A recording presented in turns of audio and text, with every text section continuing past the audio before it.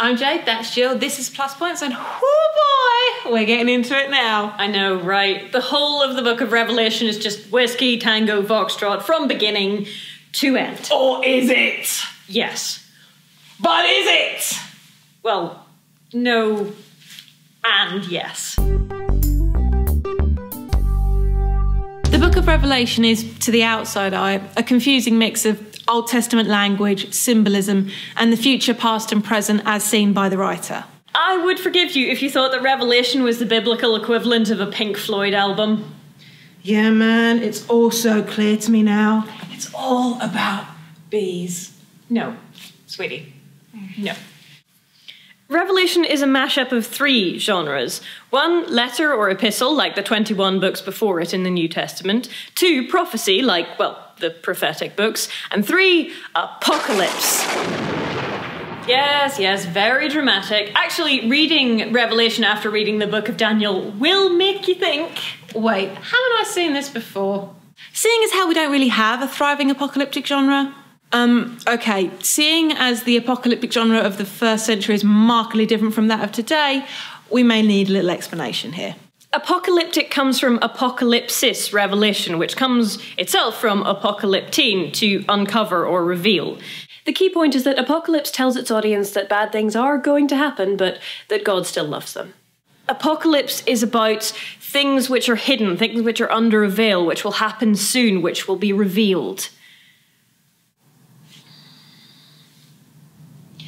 I now pronounce you apocalyptine. Congratulations. Okay. Unusually for a prophetic work, apocalyptic literature is, well, literature. It's a written form, not one that's been spoken and written down later. And it is chock full of weird. Visions, dreams, obtuse symbolism, also numerical symbolism, we have got it all. Dragon with 7 heads? Check. Woman clothed in the sun? Got that too. It's not just apocalypse, though. It's also prophecy, which you will recall is not so much about telling the far-off future as it is about speaking God's truth into the present. Or, as Greg Carey put it, understanding Revelation does not require a special Dick Tracy apocalyptic decoder ring. Though that would be kind of cool. Revelation is written to the 7 churches in the Roman province of Asia. That's the area that we now know as Western Turkey. Each of the churches has a messenger to encourage them to follow God and not to be like the Nicolaitans, or not to eat idol dedicated food, or not to participate in pagan orgies, or whatever. But after that comes the wider message, which is for everyone. And that's when your apocalyptic images and language really get going. Okay, so the key pictures are 1, the lamb. That'd be Jesus. And 2, the dragon. That'd be the ancient serpent seed, Genesis, the deceiver of the world. And 3, the beast from the sea. Then there's 4, the prostitute who rides the beast, dressed in finery, made by the poor and the oppressed, and she represents Babylon. Except Babylon didn't actually exist at the time, so the Roman Empire, they're talking about the Roman Empire. 5, the other beast that comes from the earth and tells us to worship the first beast. Which was likely a none too subtle poke at the people in, drumroll please, the Roman province of Asia, who were totally devoted to the Caesars. Caesar is Lord. Caesar is Saviour. Caesar is Son of God. No, John says, Jesus is Lord. Don't be taken in, follow Jesus. You may be persecuted or even killed, but God sees you and God cares. And in spite of everything, in spite of the fire and the horns and the heads and all of that, at the end the picture is one of encouragement for the reader. All of the bad stuff, all of the persecution, it isn't going to last forever.